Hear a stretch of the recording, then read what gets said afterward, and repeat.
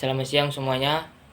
Balik lagi bersama saya Arif Ikhwan Maulana dalam laporan kegiatan mata kuliah Teknik Reportase dan Investigasi Berita.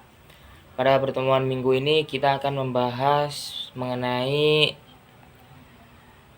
penulisan berita dan investigasi. Mari kita langsung saja ke dalam pembahasannya.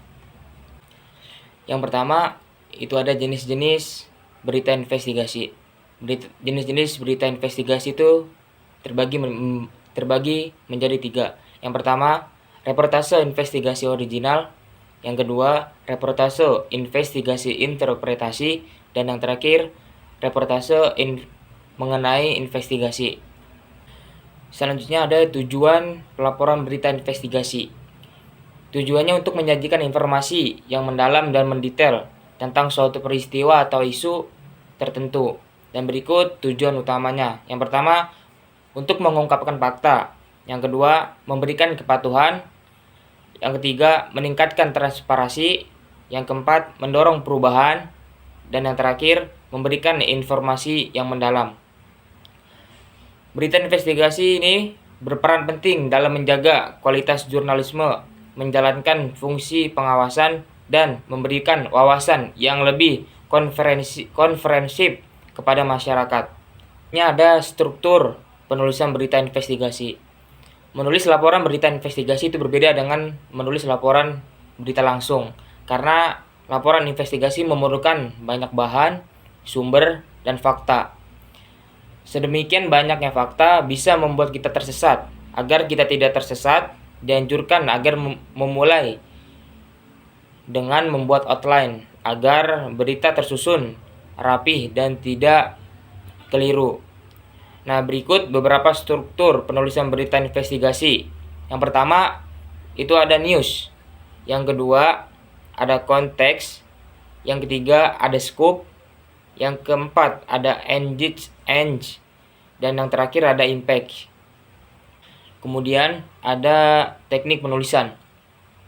Menulis naskah untuk media cetak atau online, televisi, dan radio memiliki teknik yang berbeda. Media cetak menggunakan bahasa tulis, sedangkan televisi dan radio menggunakan bahasa lisan. Ada 7 elemen dalam teknik penulisan berita, termasuk dalam berita investigasi.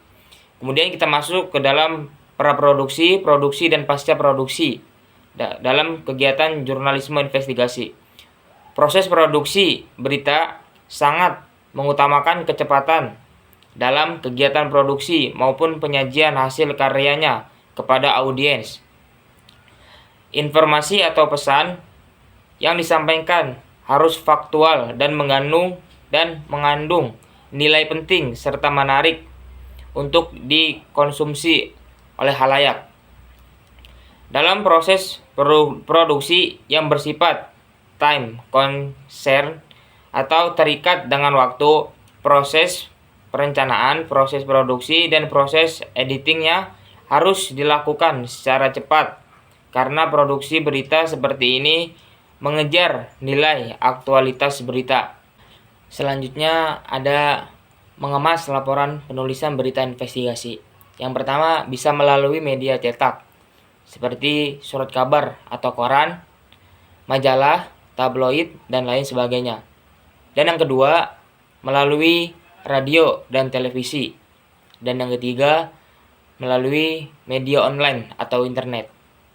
Dalam hal pengemasan sebuah laporan investigasi yang dipublikasikan media online bisa disebut paling atraktif dibandingkan ketiga jenis media konvensional pendahulunya. Melalui internet, sebuah berita investigasi bisa terdiri dari naskah, foto, aneka grafik, rekaman radio, bahkan video streaming sekaligus. Di internet, pembaca bahkan bisa dihubungkan ke artikel atau dokumen lain yang relevan tanpa perlu mengotori artikel utama atau round-up-nya dengan berbagai catatan kaki atau anak kalimat.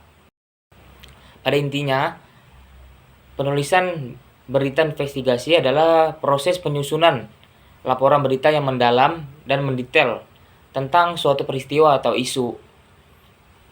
Dan penulisan berita investigasi juga menjadi salah satu aspek penting dalam jurnalisme yang membutuhkan waktu, dedikasi, dan komitmen untuk mengungkapkan kebenaran serta mendorong perubahan positif dalam masyarakat. Mungkin cukup sekian laporan kegiatan mata kuliah teknik reportase dan investigasi berita minggu ini dari saya. Kurang lebihnya mohon maaf apabila ada salah-salah kata, dan selamat siang.